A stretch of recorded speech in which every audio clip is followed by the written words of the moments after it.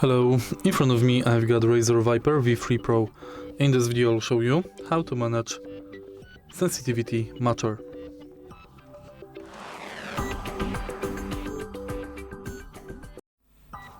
In the beginning, let's go to RAZER Synapse and select your mice.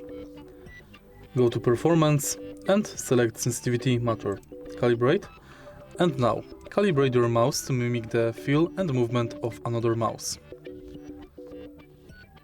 Slowly move your mice in one direction until the calibration is complete. Hold your mice side by side, then click anywhere on RAZER Synapse.